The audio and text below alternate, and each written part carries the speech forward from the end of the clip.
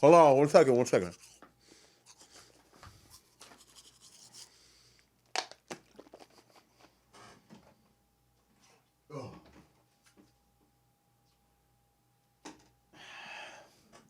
Sorry about that. Just had to get the taste of week 1 out of my mouth before I could start this preview.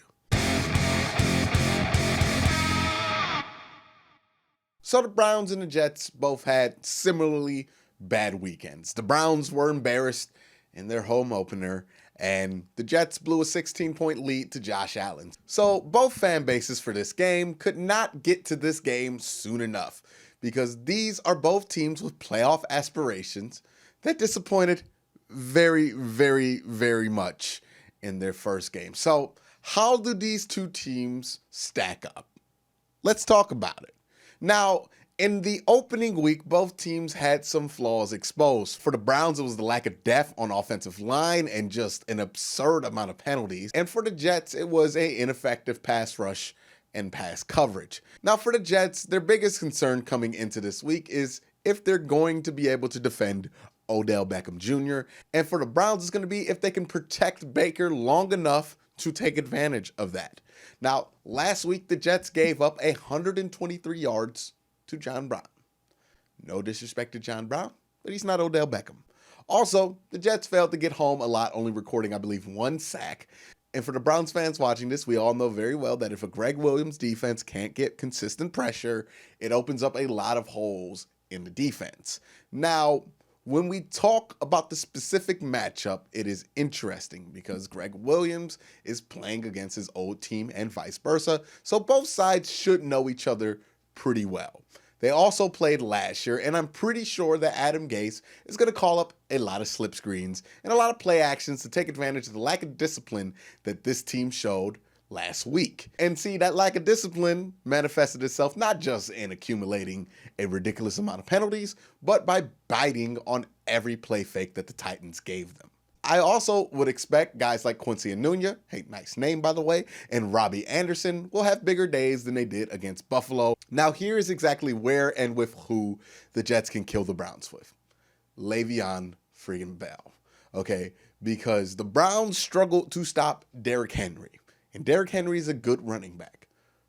But Le'Veon Bell is better than Derrick Henry at almost every single aspect of his game, except for Derrick Henry might be a better inside runner, but Le'Veon's a pretty good inside runner.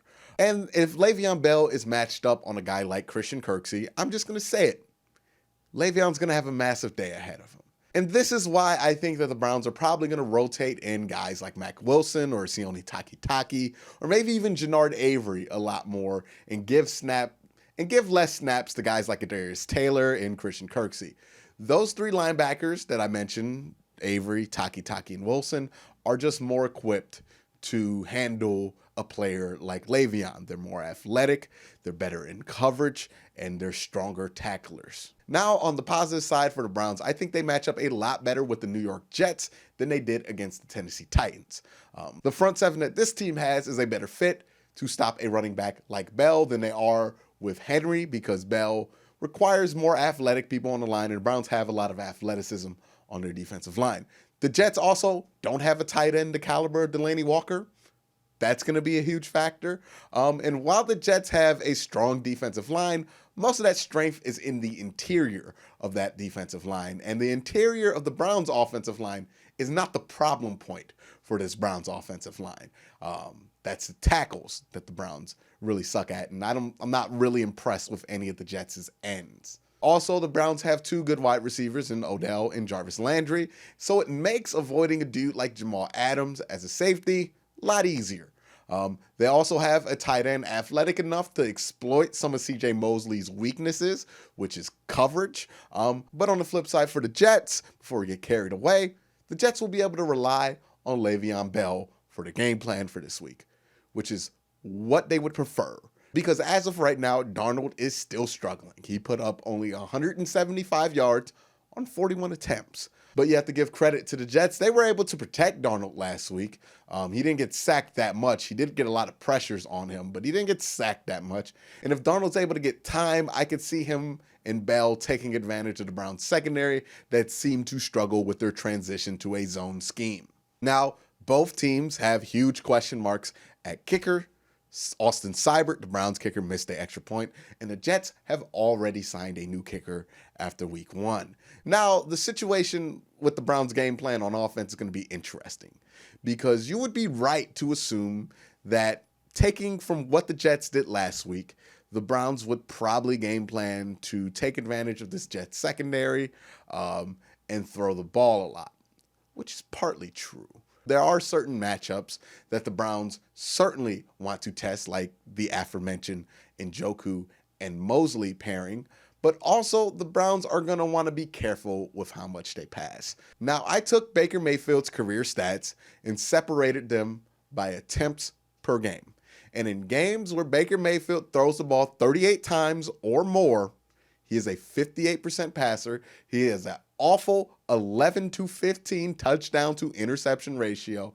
And the Browns are 1-6, with that one win being a game that went into the last few minutes of overtime. So he went over that number by default. But on the flip side, if you look at what Baker's numbers are when he passes less than 38 times, it's like he's a different quarterback. It's a remarkable difference. He's suddenly a 71% passer, has a very nice 15-4 touchdown to interception ratio with a very nice 6-2 record. So what I think we learned here, after about 30 to 35 pass attempts for whatever reason, Baker starts to become a lot more inefficient at a very high number. He throws more interceptions. He turns the ball over more. These things happen typically when Baker starts to creep up to that 40 number when it comes to pass attempts. So while you're going to want to attack the Jets secondary if you're the Browns, I would be very careful with how carried away you get with that, because those numbers kind of indicate that getting the run game going is much more important for the Browns' success than having Baker throw the ball a million times. So for the Browns, the game plan should be to get guys like David Njoku and Nick Chubb involved early. If they do a lot of passing, I would prefer that they do a lot of short passing, a lot of quick passes. Don't let Baker hold the ball long. Don't let there be a lot of long developing plays. And don't force the ball to OBJ. If they start the game forcing to OBJ, then it's going to be a long day for the Browns. But if the Browns are able to run the ball about 25 times with relative success, then it's going to be huge for the Browns offense. So let's jump into some win criteria. So now, for the Jets to win, here's what has to happen for them to get a win.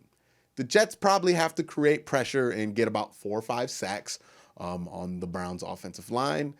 They also have to get Le'Veon Bell involved early. They have to protect Sam Darnold, and they have to stop the Browns rushing attack and force Baker to pass the ball. So this involves probably jumping out to an early lead, getting a quick start. If you force the Browns to pass, if you force Baker Mayfield to pass a lot, the numbers would indicate that he will start turning the ball over more often. So if you're the Jets, that's the kind of game that you want to play. You want to jump out early. I wouldn't be surprised if the Jets really started the game with a lot of downfield attacks, with a lot of with trying to get a lot of big plays early to kind of catch the Browns off guard, and also to jump up to an early lead to force the Browns to play catch up and not get their run game going. If they're successful with that, then the Browns are going to have a long day, because just the numbers and the history behind it from a decent sample size just say that that's not a game that the Browns win a lot. Now, for the Browns, their win criteria is they need to limit Baker Mayfield's passing attempts. He does not need to throw the ball 40 to 45 times. Limit him to about 30 to 35 pass attempts, and get Nick Chubb and David Njoku started early. These are guys who are going to be integral in moving the ball down the field and sustaining drives. Stick to quick passes and try to take advantage of the Greg Williams mentality and limit turnovers, because we know that Greg Williams' defense may not always be great, but they will always get a lot of turnover. This is a Jets defense that had 4 turnovers last week. So the Browns have to be careful with the amount of turnovers and the amount of familiarity that Greg Williams is probably going to have with whatever the Browns are going to run out there. And they need to have a better solution for Le'Veon Bell than they had for Derrick Henry. They need to play better than they did last week and be a lot more disciplined than they were last week, because if they get over 11 penalties again, they're going to lose this game. If they let Le'Veon Bell go crazy, they're going to lose this game. So the Browns have to improve in those areas and show that they are better than what they showed against Tennessee in order to have a shot at winning this game. Now, a lot of other factors go into it. It's a Monday night game on the road. They're playing in New York. It's going to be a crazy environment, but I don't think it's going to be that crazy, because just like Browns fans, I think Jets fans are just a little bit deflated after blowing that game at home against Buffalo. So I don't know how much that's going to factor in. But all that being said, I think this is going to be a good game. I think both teams are going to bounce back from a poor showing week 1 and play way better, way more clean football. But I do think the Browns are going to win this one 30-29 in overtime. A lot has been said about what killed the Browns in Tennessee. Some people are saying that we aren't giving Tennessee their respect. Some people are saying that the Browns just were a complete mess and that they're a garbage team and should be thrown outside. But that is not remotely the truth. This is a team that, if they didn't have the amount of penalties, if they didn't have an offensive lineman kick somebody in the chest, probably would have won the game last week. I know it sounds crazy, but I truly believe that, and that's why I'm not panicking right now. What killed the Browns last week were a abnormal amount of penalties and the offensive line being down to 2 backups and playing almost everybody except for Joe Bitonio and J.C. Treader out of position.